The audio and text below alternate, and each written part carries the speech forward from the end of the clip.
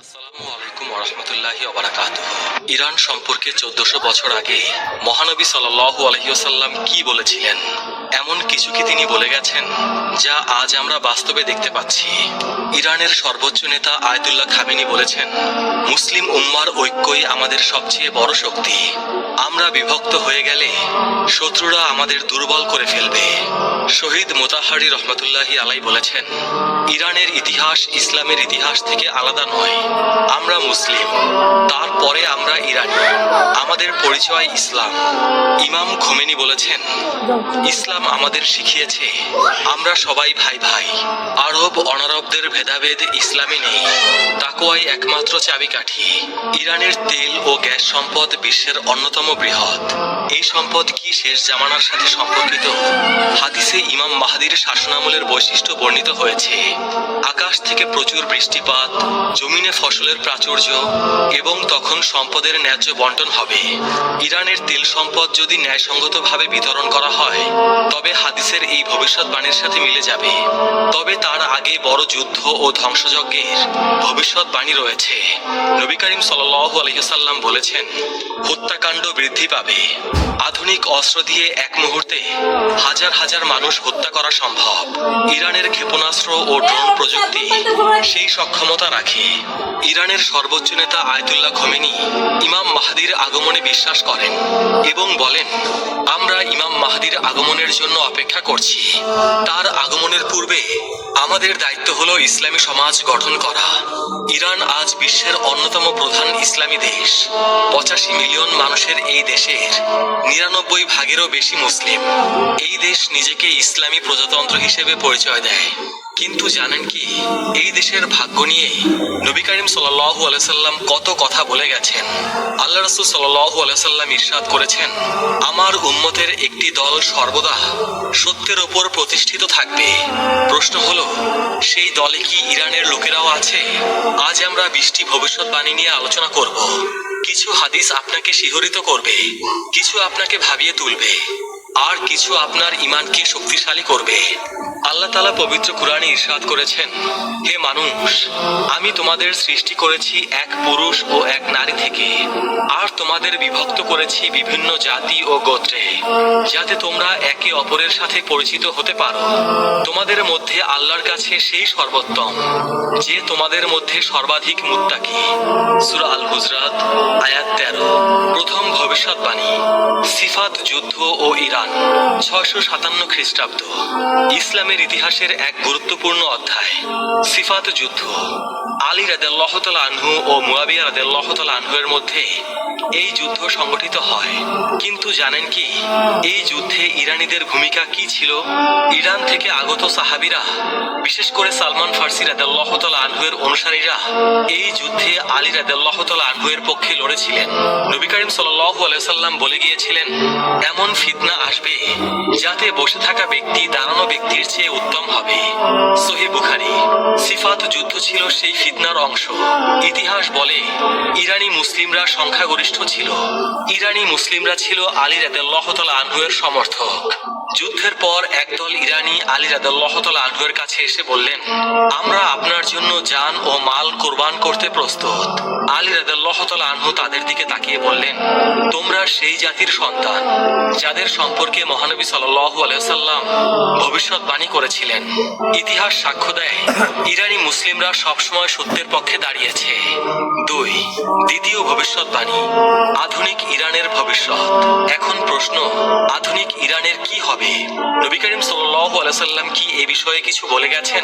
হয়তো সরাসরি বলেননি, কিন্তু একটি হাদিসে তিনি বলেছেন, আল্লাহ এই উম্মতের জন্য প্রতি 100 বছর পর এমন কাউকে পাঠাবেন যারা তাদের ধর্মকে সংস্কার করবে। আবু দাউদ। 1979 সালে ইরানে যে ইসলামী বিপ্লব ঘটেছিল, এই বিপ্লব কি মহানবী সাল্লাল্লাহু আলাইহি সাল্লামের সেই হাদিসের উদাহরণ? অনেক বিশ্লেষক মনে করেন, এই বিপ্লব বিশ্বব্যাপী ইসলামী জাগরণের সূচনা করেছিল। আজকের ইরান একটি ইসলামী প্রজাতন্ত্র। ইরানের সর্বোচ্চ নেতা আয়াতুল্লাহ খামেনি। ইরানের পারমাণবিক কর্মসূচি আন্তর্জাতিক বিতর্কের কেন্দ্র। নবী করিম সাল্লাল্লাহু আলাইহি সাল্লাম আরো বলেছেন, শীঘ্রই বিভিন্ন জাতি তোমাদের বিরুদ্ধে একত্রিত হবে, যেমন খাদ্যের পাত্রের দিকে খাদকরা একত্রিত হয়। আবু দাউদ। ইরানের বিরুদ্ধে পাশ্চাত্যের নিষেধাজ্ঞা, ইসরায়েলের সাথে সংঘাত, এসব কি এই হাদিসের বাস্তবায়ন? এসব সম্ভবত এই হাদিসেরই বাস্তবায়ন। তৃতীয় ভবিষ্যৎবাণী, ইরানে ইসলামের বিস্তার। নবী করিম সাল্লাল্লাহু আলাইহি সাল্লাম বলেছেন, এই দিন সেখানে পৌঁছাবে যেখানে রাত ও দিন পৌঁছায়। মুসনাদে আহমদ। ইরান ছিল সেই অন্যতম দেশ যেখানে ইসলাম দ্রুত ছড়িয়ে পড়ে। 651 খ্রিস্টাব্দে সাসানিয়া সাম্রাজ্যের পতনের পর ইরানে ইসলামের বিস্তার শুরু হয়, কিন্তু এই বিস্তার সহজে হয়নি। উমাইয়া শাসনামলে ইরানিদের প্রতি বৈষম্যমূলক আচরণ করা হতো। তাদেরকে মাওয়ালি কিংবা কৃতদাস শ্রেণীর নাগরিক হিসেবে গণ্য করা হতো। হাজ্জাজ বিন ইউসুফ ফার্সি ভাষা ব্যবহার করা নিষিদ্ধ করে দিয়েছিলেন, কিন্তু ইরানিরা ধৈর্য ধারণ করে। তারা ইসলাম গ্রহণ করল, কিন্তু নিজেদের ভাষা ও সংস্কৃতি রক্ষা করল। ইতিহাসবিদ বার্নার্ড লুইস বলেছেন, ইরান প্রকৃতপক্ষে ইসলামী হয়েছিল, কিন্তু আরবীয় হয়নি। এই ভবিষ্যৎবাণী আজ সত্য হয়েছে। ইরানের জনসংখ্যার 99 ভাগেরও বেশি মুসলিম। চতুর্থ ভবিষ্যৎবাণী, শিয়া সুন্নি বিভাজন ও ইরান। একটি জটিল কিন্তু সত্য বিষয়। শিয়া সুন্নি বিভাজন। নবী করিম সাল্লাল্লাহু আলাইহি সাল্লাম কি এ বিষয়ে কিছু বলেছেন? তিনি বলেছেন, তোমরা অবশ্যই তোমাদের পূর্ববর্তীদের পথ অনুসরণ করবে। সহিহ বুখারী। এবং আরেকটি হাদিসে বলেছেন, আমার উম্মত 73 ফিরকায় বিভক্ত হবে। আবু দাউদ। 16শো শতাব্দীতে সাফাবি রাজবংশ ইরানে শিয়া ইসলামকে রাষ্ট্রধর্ম হিসেবে গ্রহণ করে। এর আগে ইরানে সুন্নি ইসলামী প্রধান ছিল। আজ ইরান বিশ্বের বৃহত্তম শিয়া মুসলিম দেশ। প্রায় 90 থেকে 95% মানুষ শিয়া ইসলামের অনুসারী। এক্ষেত্রে আমাদের দৃষ্টিভঙ্গি কি হওয়া উচিত? আমরা সবাই মুসলিম, আমাদের উচিত ঐক্য অটুট রাখা। পঞ্চম ভবিষ্যৎবাণী, জান্নাতে ফার্সি ভাষাভাষী মানুষের সংখ্যা।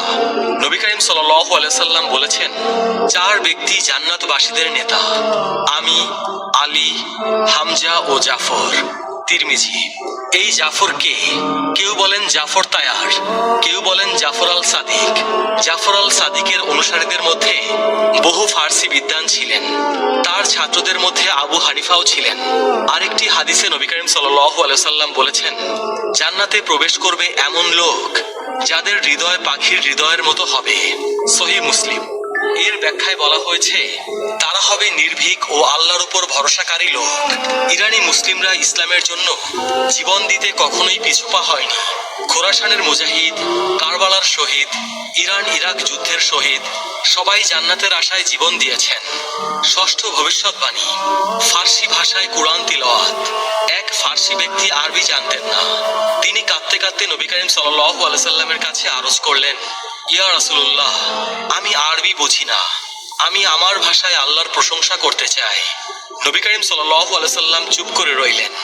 তখন জিবরাইল আলাইহিস সালাম এসে বললেন, আল্লাহ বলেছেন, প্রতিটি জাতি তাদের নিজস্ব ভাষায় আমার ইবাদত করতে পারে।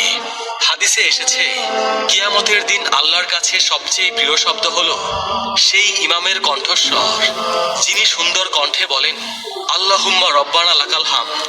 মুসনাদে আহমদ। ইতিহাস বলে, ইসলামের 2য় শতাব্দীতে ফার্সি ভাষায় কুরআনের অনুবাদ ও তাফসির রচিত হতে শুরু করে। সামানি রাজবংশের সময় ফার্সি ভাষায় প্রথম পূর্ণাঙ্গ কুরআন অনুবাদ সম্পন্ন হয়। সপ্তম ভবিষ্যৎবাণী, ফার্সি বিদ্বানদের আবির্ভাব। ইমাম জাহাবি রহমাতুল্লাহি আলাইহি তার তাজকিরাত আল হুফাজ গ্রন্থে 21 জন হাদিস বিশারদের তালিকা দিয়েছেন যারা ফার্সি বংশোদ্ভূত ছিলেন। তাদের মধ্যে রয়েছেন ইমাম বুখারী, ইমাম মুসলিম, ইমাম আবু দাউদ, ইমাম তিরমিজি, ইমাম নাসাই, ইমাম ইবনে মাজাহ। এছাড়াও ফিকাহ শাস্ত্রের ইমাম আবু হানিফা রহমতুল্লাহি আলাইহি ছিলেন ফার্সি বংশোদ্ভূত। বিজ্ঞান ও দর্শনের ক্ষেত্রেও ইরানিদের অবদান অনস্বীকার্য। ইবনে সিনা, আল ফারাবি, আল বিরুনি, আল খোয়ারজমি এরা প্রত্যেকেই ছিলেন ফার্সি অধ্যুষিত অঞ্চলের অধিবাসী। ইমাম সৌদি রহমতুল্লাহি আলাইহি বলেছেন, আমাদের মনীষীদের অধিকাংশই অনারব বংশোদ্ভূত। অষ্টম ভবিষ্যৎবাণী, খোরাসান থেকে আগমন। খোরাসান প্রাচীন ইরানের একটি বিশাল প্রদেশ। বর্তমান ইরান, আফগানিস্তান, তুর্কমেনিস্তান এবং উজবেকিস্তান